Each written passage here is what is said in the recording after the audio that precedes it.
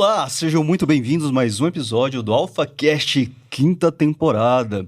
E com vocês, ninguém mais, ninguém menos que a nossa também apresentadora favorita. Olá. Como você está? Tô ótima. Como é que tá? Olha, hoje tô nervoso. Você tá nervoso? Eu tô, Por quê? porque eu não tenho nem roupa pra receber esses nossos convidados. Olha, gente boa, né? Você viu? Só gente chique de fora, tá? Só gente de fora hoje. Só o lápis delas vai daqui lá em casa. Não é? Eu não tenho roupa, não estou preparado emocionalmente pra isso. Não, mas olha... Vai dar certo, né? Vai dar certo, porque hoje temos um bom motivo para estar aqui. Nós vamos falar sobre desinformação e educação midiática. E com a gente estão duas doutoras. Temos pós-doutoras, inclusive, Não né? É, muito chique, Mas gente. antes de mais nada... Vamos falar do nosso apoiador cultural, né? Exatamente, olha lá, ó. Um brinde à For Prime. Excelência é o nosso lema e o seu sucesso é a nossa missão.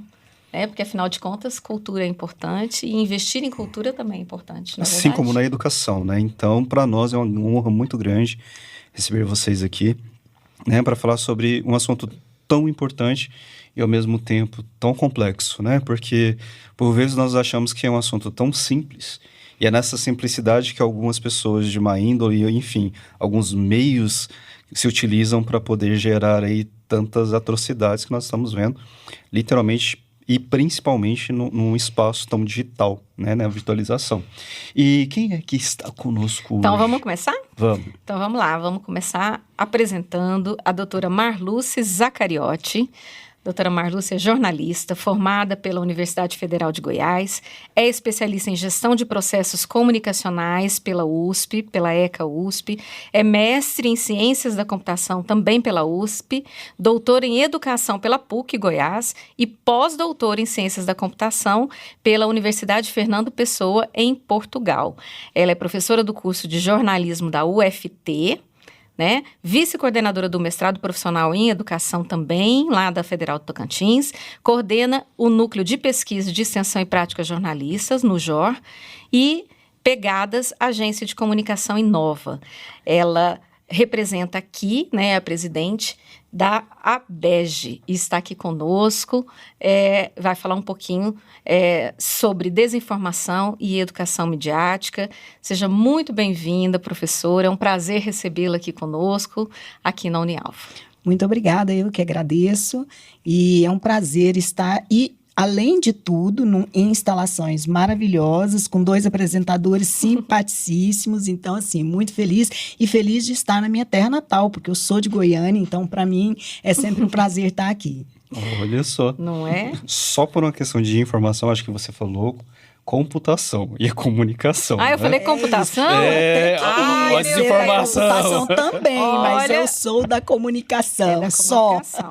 E só lembrando aqui, a ABEGE é a Associação Brasileira de Ensino em Jornalismo, que é a entidade que a professora Marluce representa, e nós vamos falar daqui a pouquinho um pouco mais sobre ela. Que também nós vamos entrar em outros temas tão complexos como a questão do ensino superior e essa questão toda de diplomação, enfim, né? Mas vamos deixar para depois. Com certeza. E conosco também a professora doutora Valquíria Guimarães, doutora em Ciências da Comunicação, área de especialização em estudos de mídia e jornalismo, pela Faculdade de Ciências Sociais e Humanas da Universidade de Nova de Lisboa, Portugal. Ai, que chique, povo internacionalista.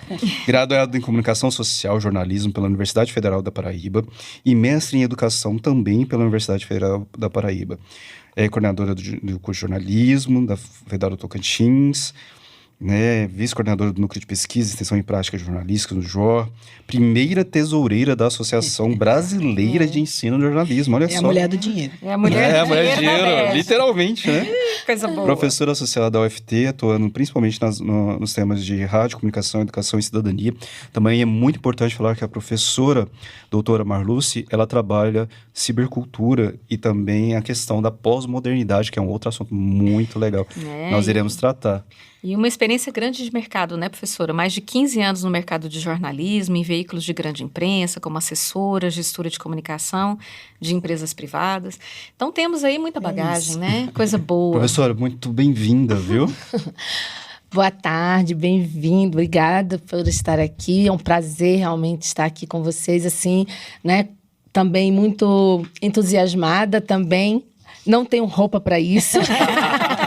Também fui assim, pega de surpresa e pensei assim, gente, não estou preparada para isso, não tenho figurinha, não tenho roupa para estar assim num momento tão oportuno, tão rico como este, ao lado de pessoas assim tão importantes e grandiosas como vocês, que eu estou conhecendo, apresentadores, professores fantásticos, ao lado da minha amiga, né, da professora Marlúcia, uma pessoa super competente. Então, assim, para mim é uma honra estar aqui com vocês. Obrigada pelo convite. Nós é que agradecemos, né? Sim. Seja muito bem acolhida aqui em Goiânia, né? Aqui é um povo acolhedor, maravilhoso, com certeza você vai gostar. Tirando o sol, né? E falando aí, eu fui coordenadora do curso, né? Olha, outra desinformação. Porque tá aí que eu fui coordenadora do curso de jornalismo da UFT por vários anos.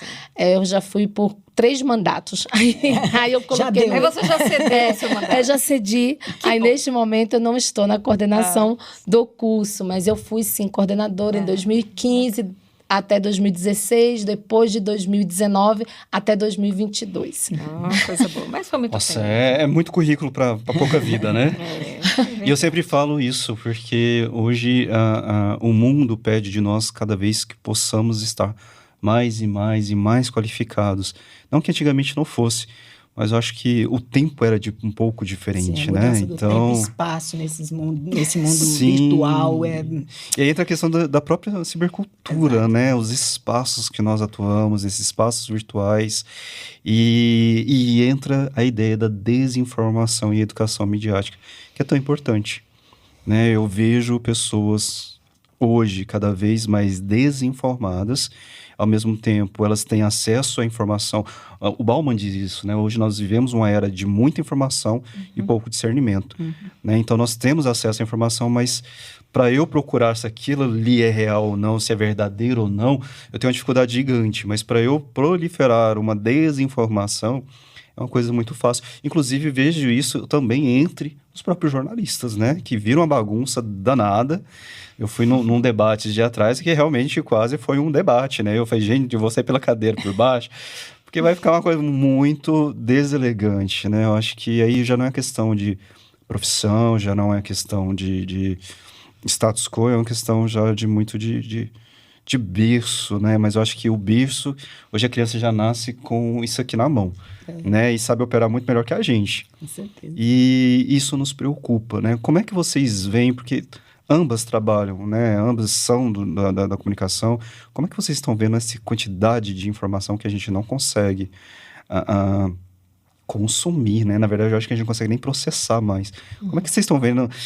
E principalmente depois pandemia, o negócio, né, deu uma coisa, assim, uma crescida gigantesca. Exato.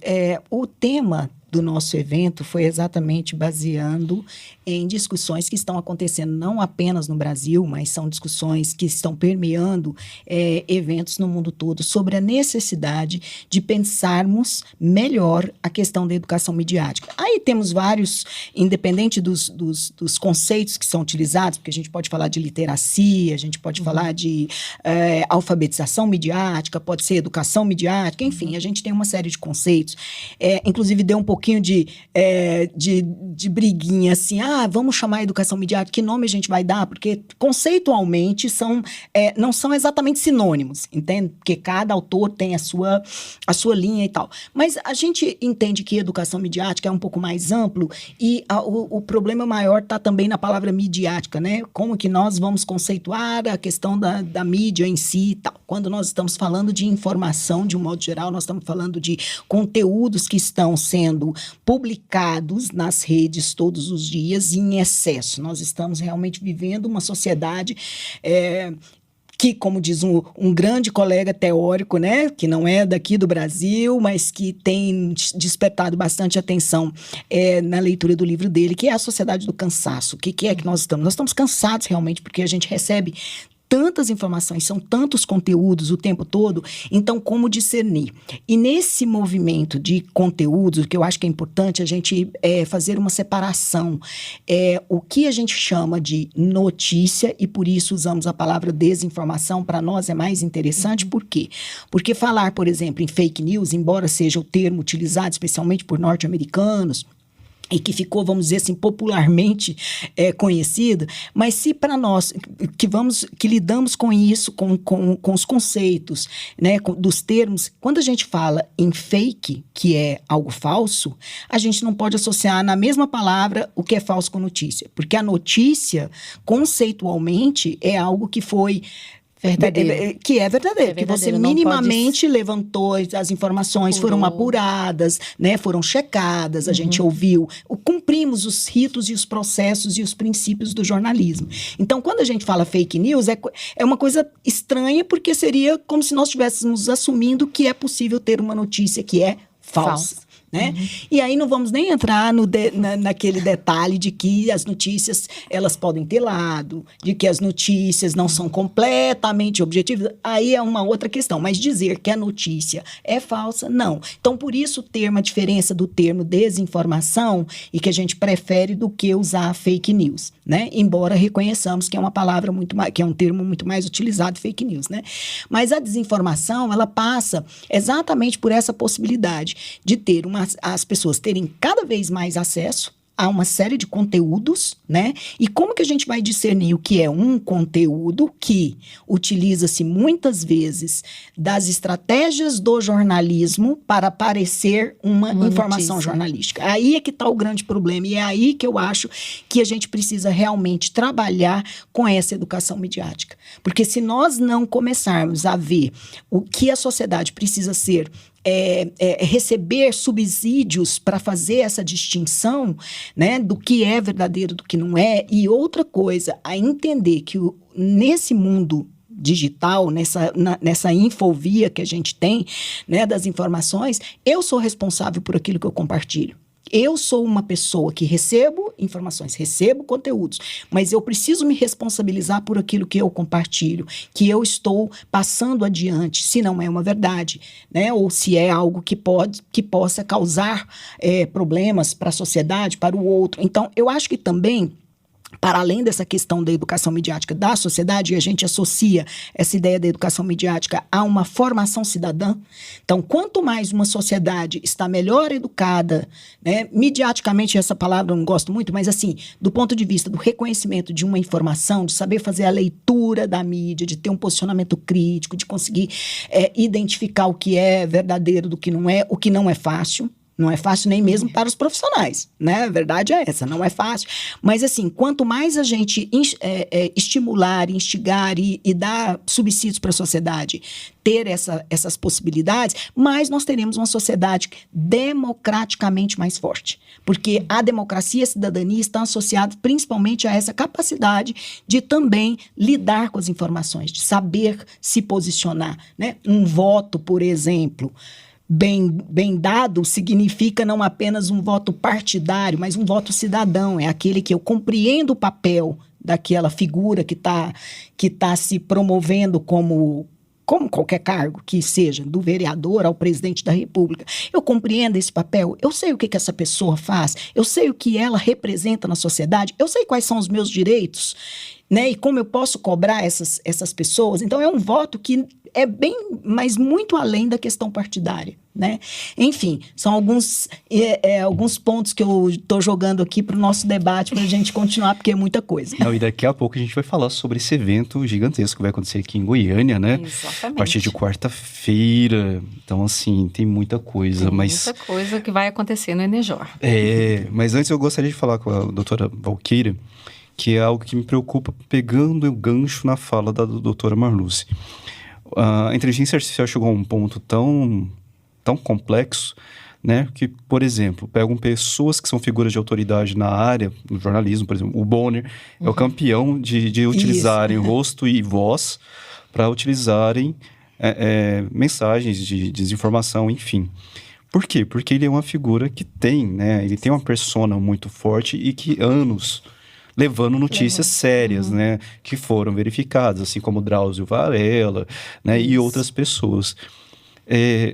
Como que você vê esse movimento? Porque, assim, é tão complicado, porque a gente está... Agora, antigamente a gente só lia. Agora a gente depois começou a escutar. Agora a gente está conseguindo ver, escutar e ler, né? Então, assim, chegou num ponto que...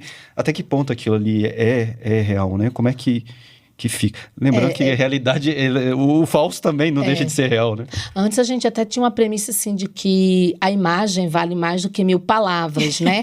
Como que, né, se a gente via, era verdade, né? Então, isso também agora não caiu é. por terra. Caiu por terra, porque nós temos também a manipulação das imagens, como temos a manipulação da voz, né? Através da inteligência artificial, temos toda essa manipulação. Então, mais ainda, é preciso essa educação cidadã. Então, toda a chave é como que a professora Marluce falou. A educação cidadã das pessoas, da nossa sociedade. Porque a partir do momento em que eu tenho conhecimento do que está acontecendo verdadeiramente, assim, no sentido da complexidade do que é uma sociedade, então eu tenho conhecimento, então, por exemplo, do que é uma vacina, do que é uma proposta, do que é necessário para a saúde. Então, eu não vou acreditar se eu vejo o doutor Drauzio Varella falando, mesmo que tenha a imagem dele, a voz dele, falando o contrário.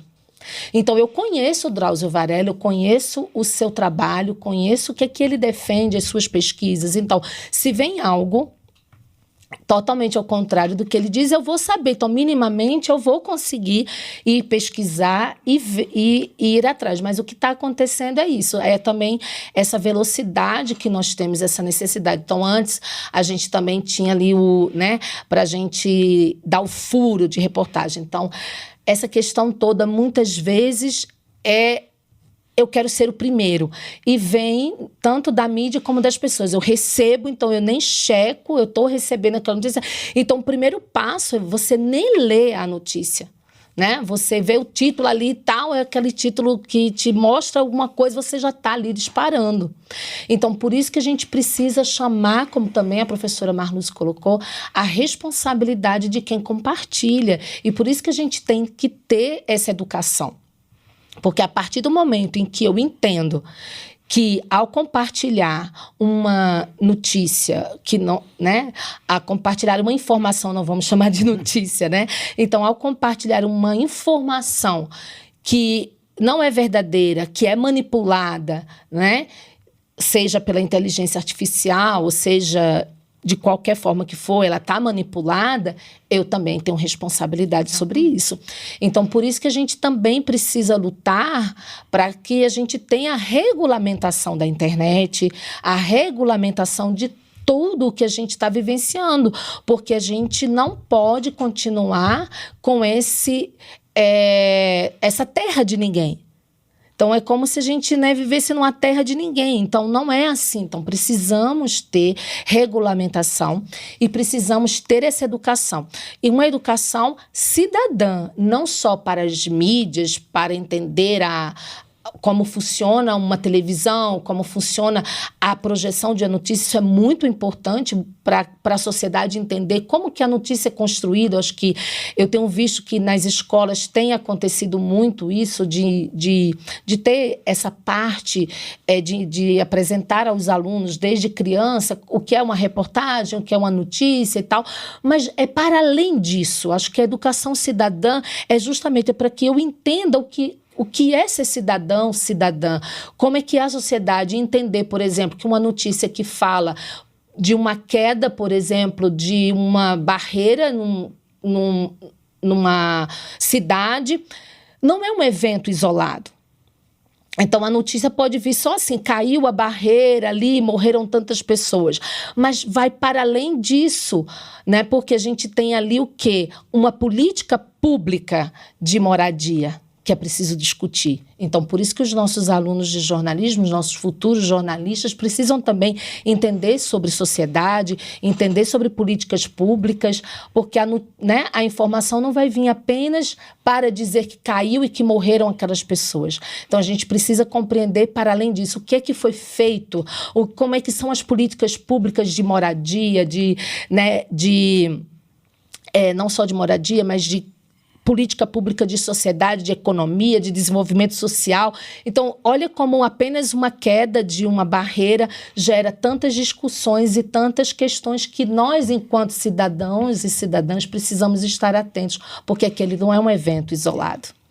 Eu falo bastante com os meus alunos, né? Eu tenho falado bastante com eles sobre o ato responsável da notícia, né? A gente fala que informação não é notícia, né? Então, vocês têm que se responsabilizarem por isso, né? Serem responsáveis por essa relação.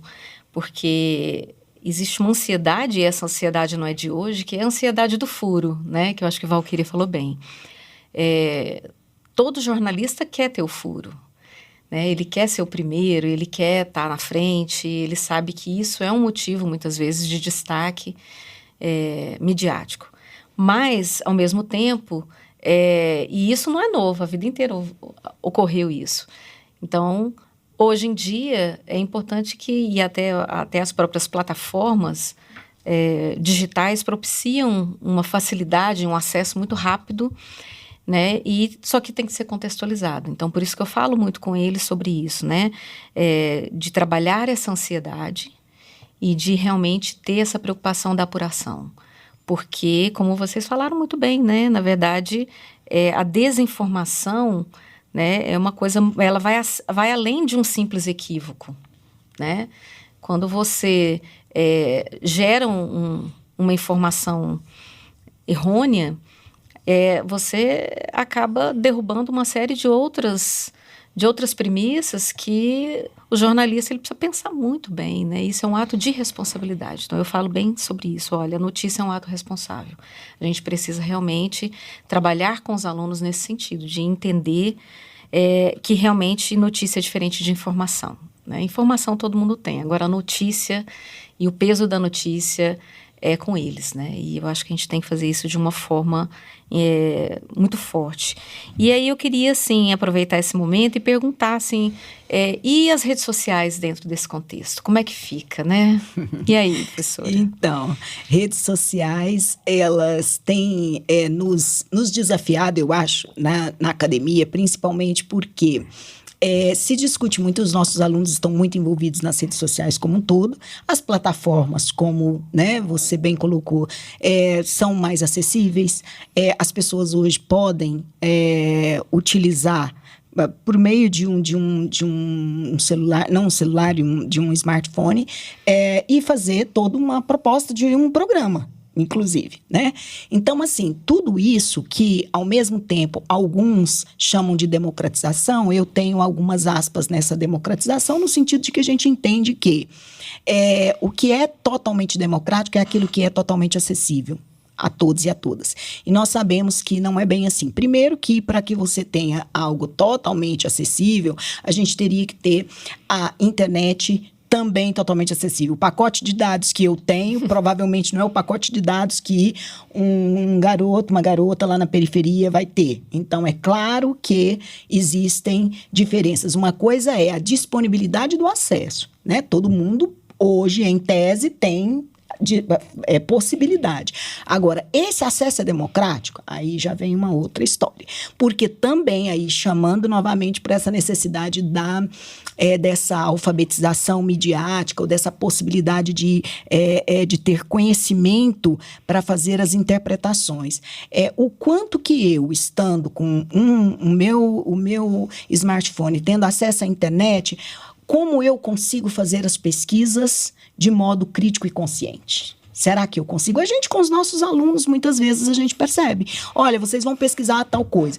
A minha pesquisa, ela tem um percurso.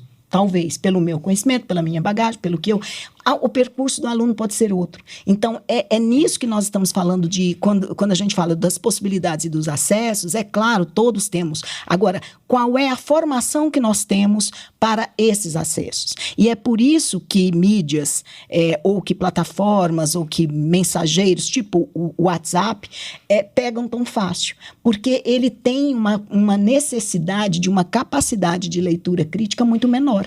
A coisa vem pronta, né? Ou vem por áudio, ou vem por vídeo, e aquilo já está basicamente, entre aspas, editado. A minha querida orientadora de mestrado, que eu tenho uma grande admiração, infelizmente já nos deixou, a professora Maria Aparecida Batega, que é da Universidade de São Paulo, ela dizia isso, né, que a gente recebe o mundo editado. Então, o que nós vemos, ouvimos, lemos, ele vem editado. Agora, isso quando nós tínhamos mídias tradicionais. Você imagina como nós estamos hoje em formatos totalmente num jornalismo plataformizado, em que as coisas vêm absolutamente prontas. A ponto de, na inteligência artificial, hoje, as grandes empresas, as grandes corporações de mídia já recebem, inclusive, já tem possibilidades hoje até do descarte dos jornalistas, esse descarte bem, entre aspas, também, porque é claro que a gente entende que a necessidade do papel humano, né, do trabalho do jornalista,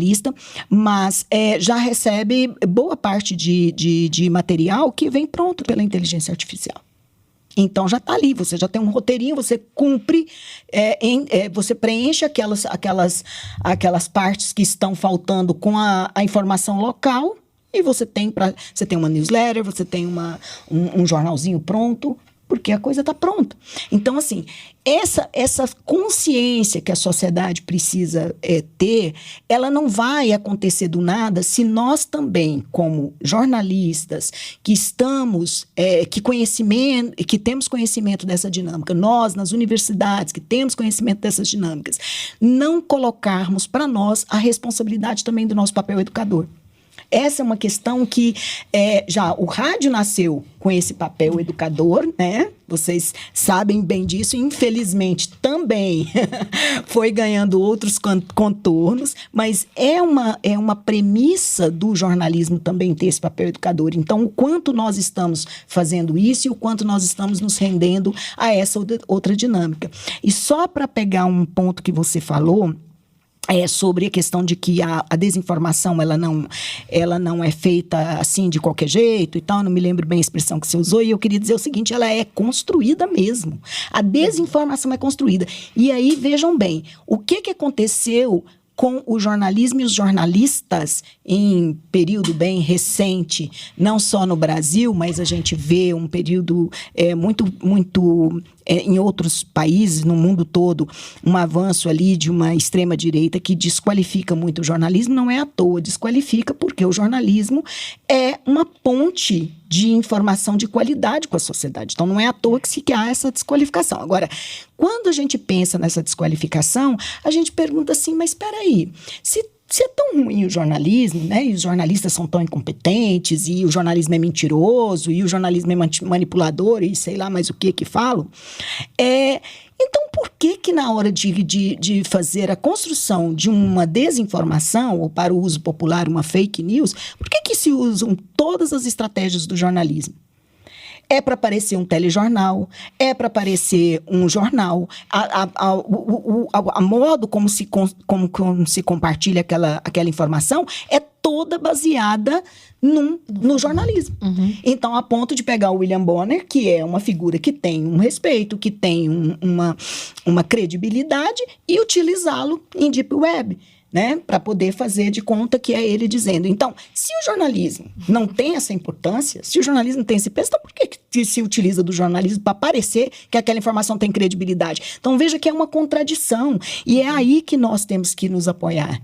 É nesse momento que a gente percebe, inclusive na pandemia nos serviu muito para isso, que num primeiro momento parecia que a gente estava em descrédito e depois a gente percebeu que foi o jornalismo que salvou em grande parte a população. Exatamente. Porque foi por meio das nossas informações, foi por meio do que nós trabalhamos, o pool das emissoras que fizeram uma informação, né, ficar mais legítima por ser, né, por aquele pool e tudo mais. Então, assim, são coisas que nós precisamos, eu falo também muito isso para os nossos alunos, para os meus alunos, e falo nas palestras e repito sempre. Se nós, que somos jornalistas, nós não tivermos orgulho, nós não tivermos paixão e nós não tivermos conhecimento sobre a nossa área para nos defender, quem vai fazer? Ninguém. Então, nós temos que saber vender no bom sentido, esse papel importante do jornalismo na sociedade, né? E fazer a diferença nesse sentido do que é uma informação aleatória, que usam, hoje são os influencers, né? Nós hoje estamos brigando, nós hoje estamos tendo que ser influencer, vender a nossa matéria, porque se a gente não aparecer no TikTok falando que vai vir a matéria tal, e aí a pessoa vai seguir, né? Temos uma pesquisa recente, essa meu pós-doc que eu fiz em Portugal, fiz um levantamento lá sobre, que é outro assunto, nós não vamos entrar aqui, mas sobre novos arranjos alternativos às corporações de mídia, de uma pesquisa que a gente fez aqui no Brasil, comandada pela professora Roseli Fígaro, da Universidade de São Paulo, e pelo Centro de Comunicação e Trabalho. E eu participei dessa pesquisa e eu fiz uma pesquisa similar em Portugal. Então, a gente começou, eu fui fazendo o levantamento e a gente percebe o seguinte, hoje, mais de 80% das pessoas acessam as informações, não só em Portugal, no Brasil também, mas esses dados são até mundiais, não pelos próprios veículos, eles acessam pelas redes sociais, voltando na sua pergunta. Então, por que hoje as redes são tão importantes? É porque elas hoje são mediadoras da informação. É a porta de entrada, É a porta de entrada. É por onde os nossos, principalmente os nossos jovens, esses alunos que estão aí nos ouvindo também, costumam chegar até a notícia. Então, como que nós, jornalistas, precisamos pensar essa nova forma de produção, porque mudaram o modo de produção, mudou o modo de produção, mudou o modo de captação da informação, não mudaram os princípios jornalísticos. Isso não muda. Eu acho que jornalismo é jornalismo. A plataforma onde ele vai ser postado, onde ele vai ser compartilhado, como vai ser, isso vai mudando, como a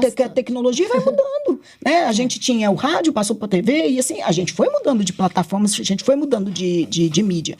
Mas os princípios jornalísticos precisam ser os mesmos. E quais são? São os tão básicos. Checar, levantar os dados, checar, fazer um bom levantamento das fontes, uma boa apuração, né? Não tem tanto segredo. Isso não vai mudar. Agora, sim, se esses princípios estão respeitados, a gente vai ter que se adaptar ao modo como vamos fazer essa divulgação, ao modo como nós vamos chegar até as pessoas. Porque se a gente se virar as costas para isso, aí sim a gente abre um caminho para a desinformação imenso. E eu acho que é tão mais profundo também, né, professora? Porque, assim, quando se fala, igual a Patrícia estava falando, eu acho que é um ponto muito importante, em redes sociais. A internet é uma coisa... Minha orientadora, professora Oliveira, grande abraço, ela me falava uma coisa muito interessante. A internet não é ruim. É ruim quem está por trás dela. Como é que nós usamos... Sim, a forma de utilização. Até porque, por exemplo, a informação chega muito mais rápido. Sim. Né? Antigamente, não. Você tinha que esperar, né? E tal. E era todo um processo. Agora...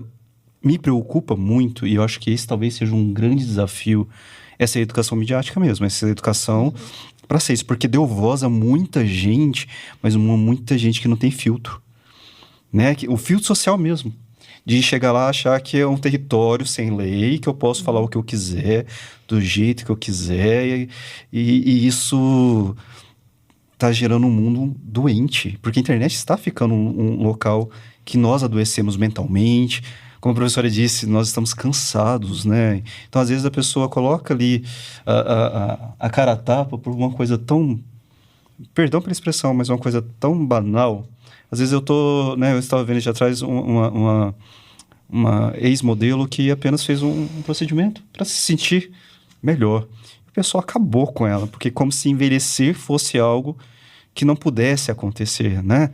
Então, e pior, mulheres atacando... mulher, mas assim, palavras tão baixas, tão feias, sabe, que eu fiquei assim, e aí eu comecei a ler os comentários assim, para tentar entender, né, e eu fiquei pasmo, porque assim, parece que a pessoa não pode envelhecer, parece que a pessoa não pode isso, ou às vezes alguém posta alguma coisa, o outro vai lá palpitar sobre a educação que você dá pro seu filho, a educação que você dá, enfim, como você trata a sua casa, como você limpa a sua casa, né? Então, assim, meio que abriu a porta não somente dos ciberespaços, mas também da nossa casa. Então as pessoas acham que tem o direito de ir lá e palpitar, olha, você não pode tomar água desse jeito, você tem que tomar água daquele jeito, porque é assim que está certo. E vou só te complementando, e uma descredibilização muitas vezes também das profissões. Nós jornalistas somos muito atacados, mas médicos, nutricionistas, aí é o fulano que está passando uma fórmula mágica, porque você pode emagrecer em 2 dias, se você quiser, tomando tal coisa. Então, assim, é uma quantidade de informação e de aproveitamento, mau uso, vamos dizer assim, dessa possibilidade de falar com as pessoas, que realmente é de assustar. E que nós, de fato, precisamos pensar muito sobre como lidar com isso, né? Porque, de fato, está batendo na nossa porta, nas universidades. E aí é interessante pensar como que eu deixo de acreditar, por exemplo, em médicos, né, como a Lúcia falou, para acreditar em fórmulas mágicas, né? Então, também são essas coisas que a gente está tendo, assim, tanta coisa, assim, muito diversa na internet, que aí fica, assim... E, ao mesmo tempo, a gente fica sem entender como que eu prefiro acreditar em fórmulas mágicas do que acreditar na ciência, né? Então, como é que eu posso acreditar que tomando uma vacina, eu vou virar jacaré? Né? Como é que eu posso acreditar que tomando uma vacina... É que o jacaré é só uma alegoria, na verdade. É algo... Uma metáfora, mas, por exemplo, né? É uma metáfora, mas eu digo assim... É uma alegoria, uma metáfora. É isso, então, por exemplo, como deve, né? Tomar vacina, teve também uma informação, tomar vacina, você teria autismo. Então, que o autismo era devido à vacina, né? Então, todas essas questões que vieram, né? Essa desinformação, assim, e que, inclusive, trouxe alguns prejuízos, né? Ao nosso país, hoje, de que a gente tem realmente... diminuiu, né? O número de pessoas que se vacinam, decorrente dessa desinformação. Aí agora a gente está nessa luta de voltar. Inclusive o sarampo, né, tinha sido erradicado, está voltando, exatamente o que as pessoas deixaram. Mas, enfim, é isso que a gente precisa lutar e fazer a sociedade entender sobre a informação correta, né, e não ir pela banalidade, como foi dito. E é uma grande discussão acadêmica, né? Vocês estavam falando também, fui convidado para falar sobre identidades na Universidade de Aveiro. E Portugal e Brasil estão, né, eu acho tão bonito isso, que estão estudando coisas muito próximas. Mas, ao mesmo tempo, todo mundo preocupado. Porque, assim, sinceramente, uma vez me perguntaram isso, eu falei assim, gente, não tem ideia em que momento da história o pessoal perdeu o senso da boa educação. Porque educação básica, falta educação, concordo? Educação básica do tratar o outro, né? Por favor, com licença, bom dia, obrigado. Eu não concordo, mas eu te respeito. Né? Então, assim, lá não, vai, né?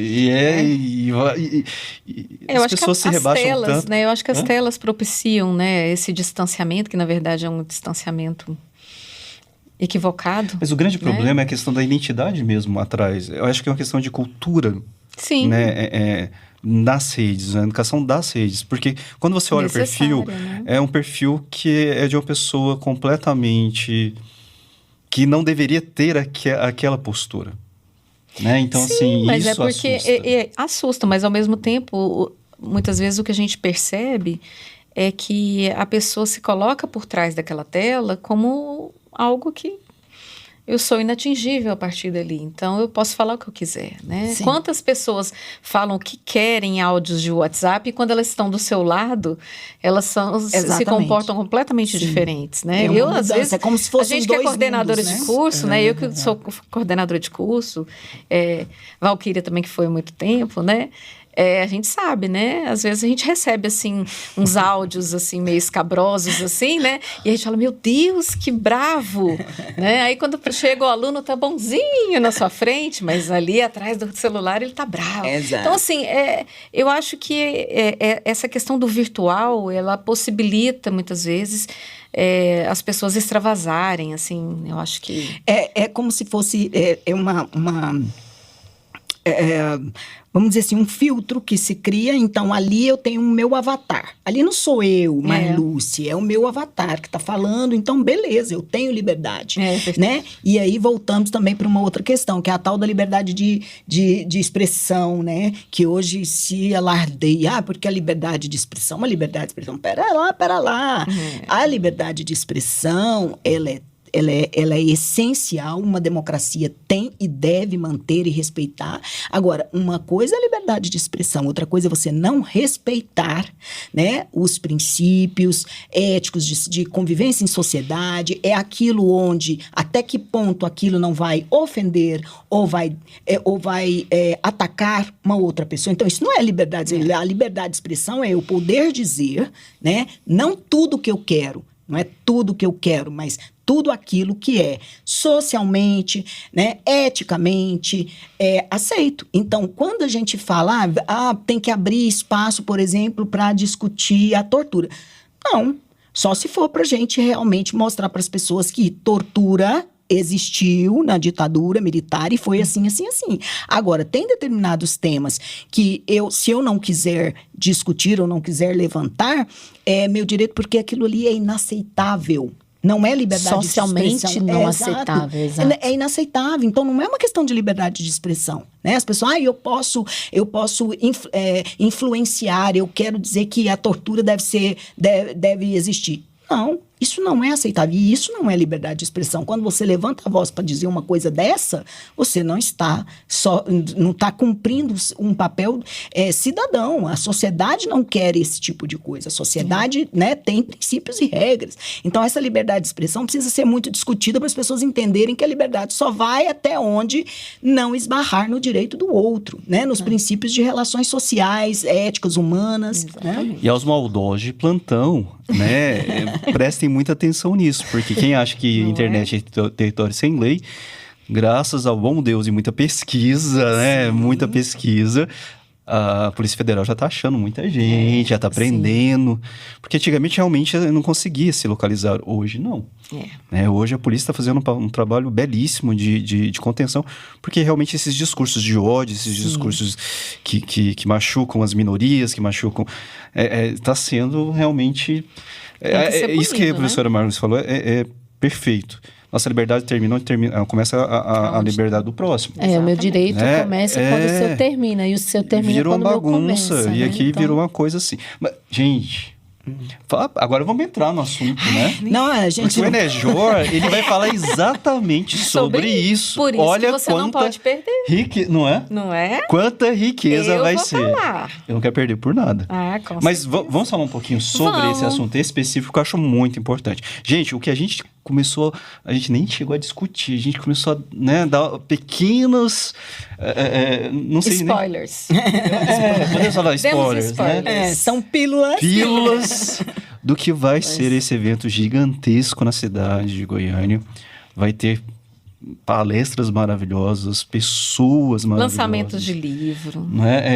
Palestras, workshops. Workshops maravilhosos, oficinas. Enfim. E a gente queria saber mais, Por favor. Eu queria que vocês falassem um pouquinho mais dessa programação. Na verdade, a gente Quando começa. Aí, Valquíria. Vamos lá. Quando começa, Valquíria? Então... O Encontro Nacional de Ensino de Jornalismo, 23º Enejó, então ele começa oficialmente na quarta-feira, dia 24, e termina na sexta-feira, dia 26. Agora de abril, então aqui na cidade de Goiânia. Não, na verdade, dia 23, porque nós temos o pré-fórum da FENAGE. Sim. Né, que é o nosso... A gente sempre procurou fazer essa parceria com a FENAGE, porque o que o trabalho da Associação Brasileira de Ensino de Jornalismo, para quem não conhece, é uma associação que tem por missão discutir, pautar, fazer reflexões sobre o ensino de jornalismo, pensando as suas práticas, as metodologias, pensando numa pedagogia do jornalismo, e, portanto, nós defendemos o jornalismo como área do conhecimento. Então, para nós, é um conhecimento autônomo. Isso não quer dizer que a gente se descola da comunicação no sentido de não ter interação, interfaces.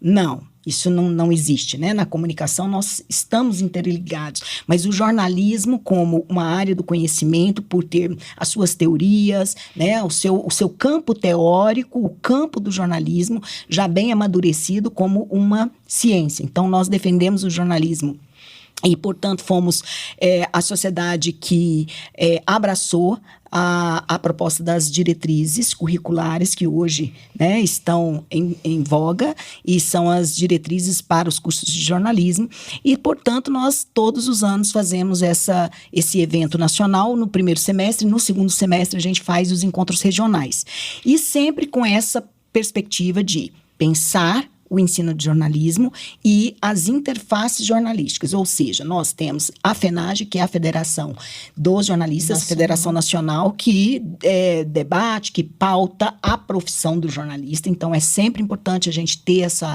interlocução, né? E também com o mercado por meio do convite de pessoas, jornalistas que estão no mercado e que vão para as nossas mesas, que vão trazer. Então é um momento em que a gente estabelece um diálogo muito grande com a Associação de Defesa da Profissão de Jornalista, com os jornalistas, né, que estão no mercado, com a academia. E também é um momento que a gente, eu acho que, para mim, é a menina dos olhos da associação, da ABEG, que é o encontro de coordenadores. Por que isso, gente? Porque os coordenadores de curso, minha querida, sabe bem o que eu vou dizer. Muitas vezes é um trabalho árduo e muito sozinho, muito solitário. É um trabalho em que, muitas vezes, não se tem este olhar para quais são os desafios, as dificuldades, né? Aquilo que se exige e aquilo que se consegue fazer. Então, quais são os desafios de hoje para a gente manter um ensino de qualidade do jornalismo? O que nos é cobrado? Será que a gente tem, também, na medida do que nos é cobrado aqui, o retorno dos incentivos necessários para dar conta daquilo, né? Enfim, essa interlocução também que a ABEG faz com o MEC, com as instituições reguladoras, isso é super importante, porque é ali que a gente pauta, né, atividades e pauta também políticas que vão ser benéficas para o ensino de jornalismo. E, para isso, eu acho que não tem ninguém melhor para falar para a gente do que os coordenadores de jornalismo, coordenadores e coordenadoras que estão à frente desse desafio, né? Então, acho que é um momento super rico e o Enejor vem com essa proposta de, no dia 23, começa às 19 horas o pré-fórum da FENAGE, que a gente vai discutir o mercado de trabalho, os desafios desses novos modelos, né, de jornalismo. E aí nós vamos ter a presidenta da FENAGE, a professora Samira Castro. Vamos ter também o presidente do Sindicato dos Jornalistas Local, Cláudio. Já estou mudando o nome do Cláudio com a Samira. Cláudio Curado. E também o Márcio Vinícius, que é da TV Anhanguera, que é o jornalista que também vai participar. E também convidamos o professor Edson Spentoff, é um colega, meu colega de graduação, inclusive fizemos aqui o FG juntos. Ele hoje está na Universidade Federal do Mato Grosso e ele também vai ser, já foi presidente da ABEG também, e vai participar também conosco dessa abertura. E a partir daí vamos fazer uma palestra inaugural muito boa, uma conferência com a professora Eleni Mendes Rojas, que é lá do Chile, é uma pesquisadora dessa área da educação midiática, com vários projetos e trabalhos, principalmente ela tem muito trabalho na área de rádio, de rádio educador, do rádio, a educamídia, né, vamos dizer assim, e vai ser, eu acho que excelente, porque ela vai trazer uma experiência que é de um outro país e que pode também nos ajudar a pensar, né, estratégias aqui para a gente. Então, nós temos uma série de mesas e de propostas que eu acho que vai agradar a muita gente. Com certeza, né? E vão ter algumas oficinas também, né, professora Valquíria? Sim, vamos ter muitas oficinas de fotografia, né? Que mais vamos ter? Lei de acesso à informação. Lei de acesso à informação. Aí vamos ter também os grupos de trabalho, né? Que as pessoas se inscreveram já com seus artigos, então a gente vão apresentar suas pesquisas, né, na área de metodologia de ensino, na área de projeto experimental, né, na área de mídia, na área de ética também, né, nós temos o grupo de trabalho de ética, temos também o GT para os trabalhos acadêmicos, né, de GT na graduação, da pesquisa na graduação, então os estudantes também têm o seu espaço para apresentar seus trabalhos. Tem uma mesa também na quinta-feira, né, sobre assessoria. Tem uma mesa de assessoria que vamos trazer o nosso colega muito querido, que também é da ABEG, o professor Boanerges Lopes, que é uma referência nessa área de assessoria. Nosso professor aqui também, professor Francisco Messias, Messias, professor né? Francisco, que vai estar nessa mesa, colegas que são do mercado, sim, né? Então é uma mesa também bastante rica, porque o que acontece também, que eu acho que é interessante nessas nossas atividades, é realmente a gente colocar, não ficar apenas numa palestra, mas trazer a realidade, discutir as questões. Então a gente gosta desse estilo meio mesa redonda, né? Colocando as questões e podendo ter interlocução com o público, porque os nossos estudantes, eles têm interesse de saber determinada coisa, a gente traz as pessoas, poxa, então vamos ouvir, vamos saber o que essas pessoas têm. Então, por favor, queridos e queridas estudantes, não tenham vergonha, perguntem, essa é a oportunidade mesmo, de estar ali com colegas e até com pessoas que vocês leem nos livros, elas estão ali, então vamos aproveitar. As referências. Não, e vai ter uma série de grandes, né, jornalistas, de pessoas que já estão no mercado há muito tempo, que são referências para os nossos alunos. Exato, e aí, às vezes parece tão distante, né? E nesse momento é o momento de realmente chegar perto, perguntar, com olha, certeza. Né? Eu queria te conhecer, mas como é que eu faço? Trilhar a história, né? E às vezes as pessoas ficam muito introspectivas no momento em que precisa. Eu acho que esse tipo de... E parabéns, gostaria de parabenizar, né, pelo evento. Eu estava lendo... Pela iniciativa, né? Sim, estava lendo o release do evento. Que coisa interessante, né? Porque não ficou como uma coisa muito engessada. Ficou uma coisa muito dinâmica, muito jovem, né? Eu acho que hoje também nós precisamos aprender também a nos modernizarmos com... E essa garotada, ela quer participar, né? Eu sou da época em que a academia meio que era assim, o professor falava, a gente escutava e estava tudo bem, a gente não podia nem contestar, né? Então assim, hoje assim, existe essa interlocução, essa necessidade. Graças a Deus, né? Melhorou. Inclusive, não só a academia, mas o mercado, né? Claro. Hoje nós estamos no mercado, academia, tudo mais junto. integrado. Sim, mais integrado. Antigamente era uma coisa assim, não, nós vamos até aqui.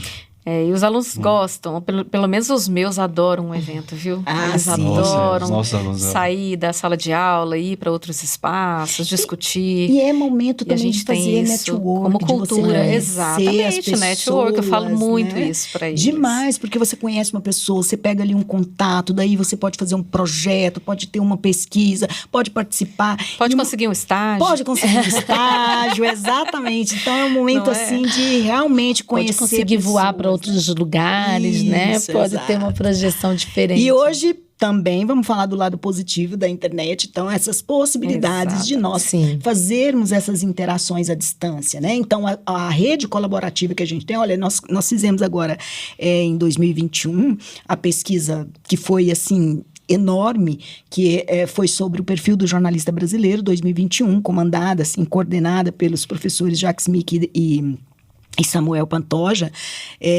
de Lima, da Universidade Federal de Santa Catarina. Eles fizeram esse estudo em 2012, aí teve um escopo um pouco menor. E depois, vamos fazer novamente. Conseguiram recursos e tudo, e montamos uma rede de pesquisa em todo o Brasil, com pesquisadores do Brasil todo. Eu coordenei a parte do Norte.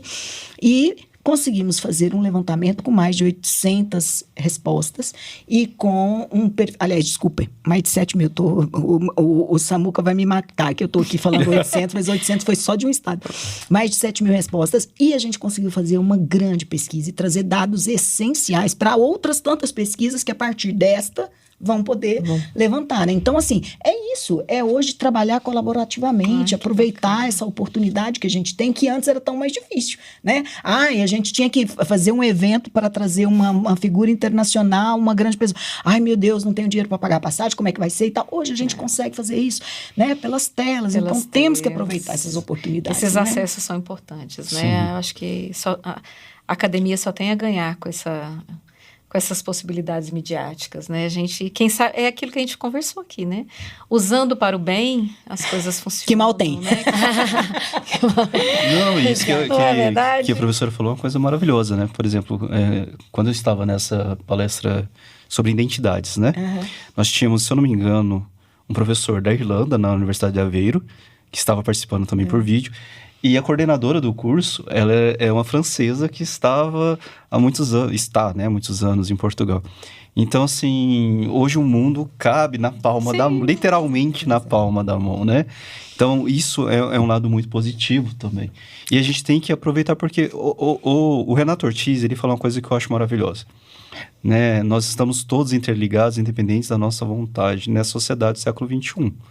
Então, se você gosta ou não da globalização, aí já é um problema particular. Mas que a tecnologia chegou para ficar é algo real.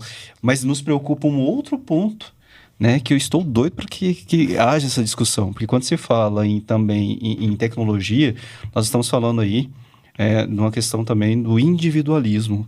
Quando a professora fala sobre networking, é uma coisa fundamental, mas hoje as pessoas elas tendem a se isolar no mundo delas, na bolha delas, e aí talvez facilite tanto essa questão da desinformação, porque dentro da minha bolha aquela informação ela é real, né? E verdadeira, o que é pior. E aí vai virando, né, bolhas que são terríveis. Então, essa interlocução, essa conversa de olhar para o outro, né, é tão importante, gente. E é social, né? É nosso. Sim, não, em congresso a gente aprende tanto. É muito bom. Tanto, né? Então, por favor, façam os convites aí pra gente. Vamos lá, vamos finalizar fazendo esses convites, porque esses meninos precisam... Nossos alunos, os alunos de vocês. Valquíria, você... Então é isso, nós queremos convidar a todas e todos os nossos alunos, professores, professoras, alunos e alunas, então que estejam presentes agora na PUC Goiás, aqui para participar do ENEJO, né, do Encontro Nacional de Ensino de Jornalismo, que vai acontecer aqui em Goiânia, de 23 a 26 de abril. Então, estão todos e todas convidados, muito convidados a estar presentes. Contamos com todos vocês por lá. Só lembrando que vai ser no Centro de Formação de Professores, né? No setor universitário. Ser lá no setor universitário. Porque a PUC ela é tão grande que às vezes as pessoas vão se perdendo nos campos, né? Gente, é ali no setor universitário, próximo ao Hospital das Clínicas, se eu não estiver muito enganado. Isso, exatamente. Ali na Anhanguera, naquele campus ali da Escola de Formação de Professores. Então, por favor, não, porque já me perguntaram isso há 5 vezes. Né? O evento vai acontecer lá, mas estaremos todos lá, nós... daqui da Unialfa, Unifazan, estamos todos juntos dentro de um mesmo propósito, que é discutir a questão da desinformação. O UFG, né? E é importante a gente agradecer juntos, a academia, né? O UFG, PUC, Uniaraguaia, Fazan, Unialfa. Estamos todos lá. Temos apoio Unip, temos o apoio também do Observatório da Imprensa, que é Observatório de Mídia. Observatório de Mídia. E há várias parcerias também que nos ajudaram, TV Anguera. Exatamente. Enfim, temos Fogão Caipira, temos também a Palavrear, que vai fazer uma coisa maravilhosa, que é um happy hour. Vai nos ajudar no momento da nossa... Popular, CBN. Tem que falar todo mundo. Tem que falar todo mundo. A Palavrear vai nos ajudar ali na divulgação dos livros, né? No dia do lançamento dos livros. Nós temos livros tanto nacionais como internacionais. Temos um livro maravilhoso da professora Poliana Ferrari, que está discutindo um tema muito interessante. Temos o professor João Figueira, que é da Universidade lá de Portugal, que também está falando sobre democracia e sobre jornalismo em democracia. Então, assim, temos dois trabalhos do professor Rogério, enfim, temos vários textos. E é preciso dizer também que tem o apoio, né, da Fundação de Amparo à Pesquisa do Estado de Goiás, da FAPEG. Com certeza. Então, sem ela não teríamos conseguido. Então é muito importante também o apoio. Queria aproveitar também e agradecer a própria Refresco Bandeirantes, né? Também que cedeu os refrigerantes, as águas do evento. Enfim, estamos muito bem apoiados. Sim. E eu tenho certeza que vai ser um sucesso. Né? Estamos muito felizes realmente com com a vinda de vocês e que realmente... Nós. Eu estaremos queria lembrar juntos. de uma coisa, perdão te interromper. Queria também fazer esses agradecimentos a todos os nossos apoiadores, a todas e todas que participaram, todos os professores envolvidos ali nesse momento de organização, que a gente sabe que é difícil, né? Organizar um evento não é fácil, então realmente agradecer a todo mundo e aos alunos, alunas que participaram, que estão participando e que vão ainda participar desse momento da organização, e lembrar que é um evento híbrido. Então, mesmo as palestras são presenciais, os eventos vão estar presenciais, mas também nós teremos transmissão por YouTube no canal da PUC e no canal da ABEG. Então, não consegui ir numa atividade, vai lá no YouTube da ABEG, vai no YouTube da PUC e vocês vão conseguir também. E se tudo correr bem, e há de correr, aqui está nosso professor Augusto, que vai encabeçar esse momento, que é fazer a transmissão também pelo nosso canal de Instagram da ABEG. Então, vocês vão ter condições de nos acompanhar de várias formas. E é isso. Muito obrigada demais a vocês aqui pelo AlphaCast. Eu amei participar. Vou querer vir mais aqui, tomar nessa canequinha deliciosa aqui. Com esses colegas simpaticíssimos. Foi uma honra, né? Foi uma honra. E as portas estão abertas. Eu gostaria de deixar um grande abraço para o professor Francisco, que é da do nosso... E que vai estar lá nos representando, sim, né? Chiquetérrimo. Então, professor Francisco, um grande abraço. Aos nossos alunos também, que aproveitem bastante. Aos alunos da PUC, né? Da Federal, da Unialf, enfim, de todas as instituições, da FASAN, que está lá conosco também. Unip, né, Uniaraguaia, enfim, todas as faculdades, universidades que fazem parte desse conglomerado, que estão se juntando para realmente fazer um evento grandioso. Eu tenho certeza que vai, porque nós estaremos lá também. Com certeza. Né? Então, fiquem bem, um grande abraço, até o próximo episódio. Encontramos vocês nesse evento e os professores também. Foi um grande prazer. Até mais, até a próxima. Gente, obrigada.